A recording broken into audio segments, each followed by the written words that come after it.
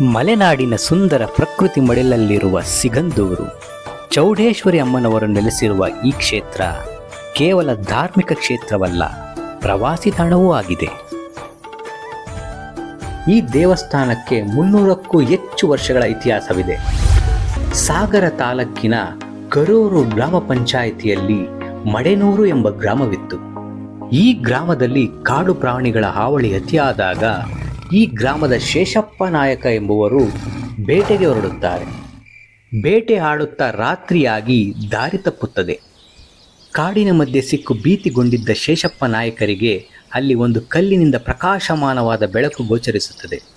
ಇದನ್ನು ಕಂಡು ಗಾಬರಿಯಾಗಿದ್ದ ಶೇಷಪ್ಪರಿಗೆ ಆ ಕಲ್ಲಿನಿಂದ ಅಶರೀರ ವಾಣಿ ಕೇಳುತ್ತದೆ. ನಾನು ಚೌಡಮ್ಮ, ನಾನಿಲ್ಲಿ ಭಕ್ತರ ಪಾಲನೆಗಾಗಿ ಅವತರಿಸಿ ನೆಲೆ ನಿಲ್ಲುವುದಾಗಿ ಅಭಯ ನೀಡುತ್ತಾಳೆ. ಆದಿಶಕ್ತಿ ಒಳೆಯುವ ಕಲ್ಲಿನ ರೂಪದಲ್ಲಿರುವುದನ್ನು ನೋಡಿ ಅವನು ಆಶ್ಚರ್ಯಚಕಿತನಾಗುತ್ತಾನೆ. ಅಂದಿನಿಂದ ಶಿಲಾರೂಪದಲ್ಲಿರುವ ದೇವಿಗೆ ಶೇಷಪ್ಪ ನಾಯಕ ದೇವಸ್ಥಾನ ನಿರ್ಮಿಸಿ ನಿತ್ಯ ಪೂಜೆಗೆ ವ್ಯವಸ್ಥೆ ಮಾಡುತ್ತಾನೆ. ಇದೇ ನೋಡಿ ಶಕ್ತಿ ದೇವತೆ ಸಿಗಂದೂರು ಚೌಡೇಶ್ವರಿ ದೇವಸ್ಥಾನ. ಸಿಗಂದೂರು ಚೌಡೇಶ್ವರಿ ಅಮ್ಮನವರು.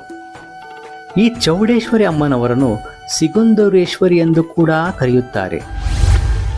ನೀವು ಒಮ್ಮೆ ಭೇಟಿ ಕೊಡಿ, ಶಕ್ತಿ ದೇವತೆಯ ದರ್ಶನ ಪಡೆಯಿರಿ. ಇನ್ನೊಂದು ವಿಡಿಯೋದೊಂದಿಗೆ ಮತ್ತೆ ಸಿಗ್ತೀನಿ. ಈ ವಿಡಿಯೋ ನಿಮಗೆ ಇಷ್ಟವಾಗಿದ್ದರೆ ಲೈಕ್ ಮಾಡಿ, ಶೇರ್ ಮಾಡಿ.